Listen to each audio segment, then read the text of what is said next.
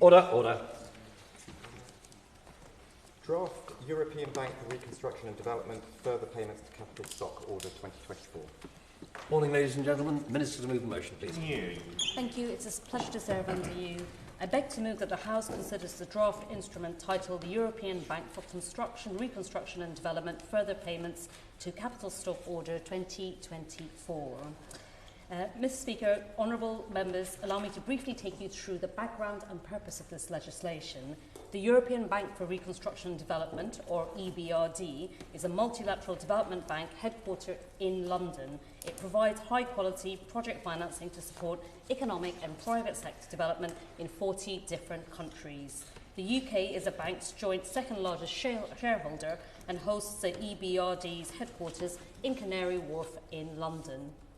The UK engages with the EBRD on several UK foreign development and economic policy priorities across its countries of operation, including assistance for Ukraine, supporting the transition of green, low-carbon economy and promoting equality of opportunity for women, young people and underserved communities. The EBRD has been a long-standing partner to Ukraine over the last 30 years. It has been the largest institutional investor in Ukraine with over 20 billion euros invested in almost 600 projects. The bank provides technical assistance, lending, guarantees and grants to support both policy reform and financial assistance in key sectors including energy, infrastructure and agri-business. The UK welcomes the EBRD's distinct contribution in supporting Ukraine's resilience and recovery in the face of Russia's illegal invasion. The EBRD's support has amounted to over 4.5 billion euros since 2022 for essential priorities, including supporting Ukraine's critical national infrastructure against deliberate and repeated attacks by Russian forces. The UK and other shareholders have agreed that EBRD should continue its operations to support Ukraine, and that this support should be long-term and predictable. Given the exceptional circumstances in Ukraine and EBRD's commitment to sound banking principles, continued financial support was not possible without additional shareholder support. So shareholders concluded last year that a paid-in capital increase is the most effective and efficient broad-based means of enabling EBRD to continue to finance Ukraine. Accordingly, the UK and other shareholders agreed in December 2023 to increase the EBRD's paid-in capital by 4 billion euros. This order is being made to enable the government to participate in the capital share in proportion to its current shareholdings, with a contribution of 343.6 million euros paid in 5 equal annual instalments between the 30th of April next year and 30th of April 2029. As determined by the OECD's Development Assistance Committee, 71% of this contribution will be classified as official development assistance. This capital increase enables the EBRD to continue to support UK's resilience and recovery during wartime and in construction through the provision of high-quality project financing, while securing EBRD's finance standing and its ability to maintain support to its other countries of operation. With the additional capital, EBRD plans to provide a sustained level of annual investment to Ukraine of around 1.5 billion euros during wartime, increasing up to 3 billion euros annually once reconstruction begins. Over the course of a decade, this will result in tens of billions of euros of financing for Ukraine as EBRD leverages the paid-in capital on the financial markets. I hope the House will agree that this complements the UK's military and fiscal support for Ukraine and enables the EBRD to continue providing financing in support of the sustainable development goals across its countries of operation. This is a topic that all sides of the House have been united on supporting Ukraine, and I therefore recommend the order to the House. The question is that the committee has considered the draft European Bank for Reconstruction and Development further payments to capital stock order 2024. Okay. Well, it's a pleasure to serve under your chairmanship, as always, Sir Roger. The European Bank for Reconstruction and Development, or EBRD, was founded in 1991. It's worth remembering that this was to support the transition to market-orientated economies in Central and Eastern Europe following the collapse of socialist and communist regimes. Since then, the bank has invested over 200 billion euros in more than 7,000 projects across 3 continents. As a founding member of the EBRD, the UK is a generous contributor to the bank's work.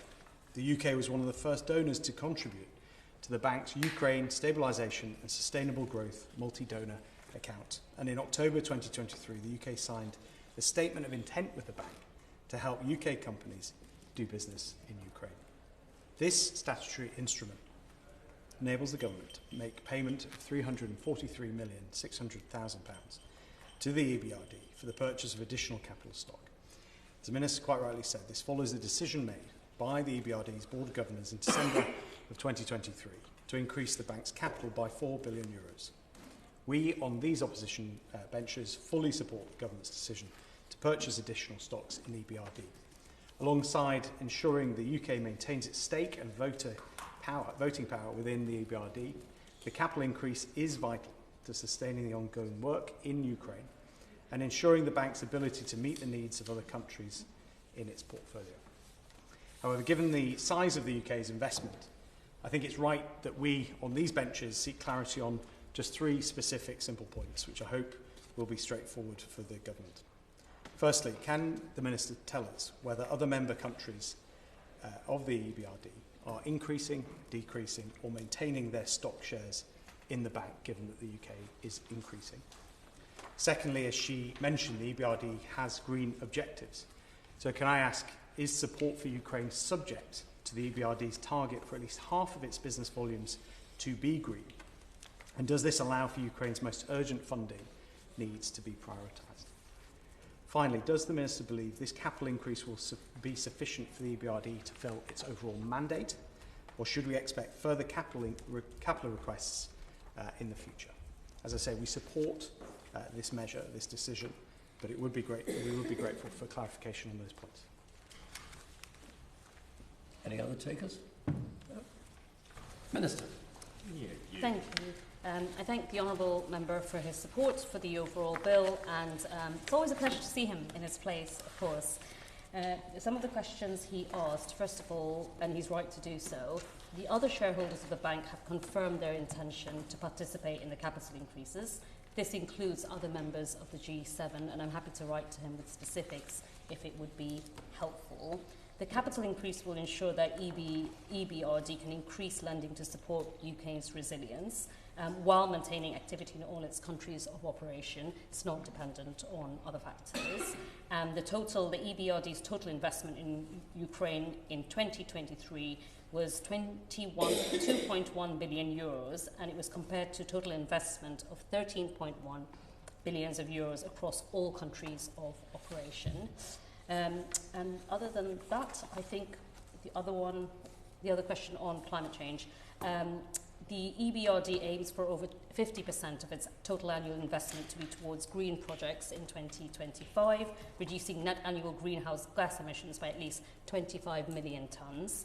And since 2006, the EBRD has invested 49 billion euros in over 2,600 green projects, which are expected to reduce 124 million tonnes of carbon emissions yearly. So thank you. I thank you very much for his constructive comments and for his questions. In conclusion, the European Bank for Reconstruction and Development further payments to capital stock order 2024 will enable the UK to participate in a capital increase for the EBRD, which will improve the bank's financial capacity to increase lending to support Ukraine's resilience while maintaining activity on all countries of operation. I'm happy to write specifically to the Honourable Member on the countries in question in the G7. So I hope that the committee will join me in supporting this order. Sir Roger, thank you. Yeah. The question is that the committee has considered the draft European Bank for Reconstruction and Development Further Payments Capital Stock Order 2024. As many of that opinion say aye. Aye. Contrary, no. The ayes have it. Order.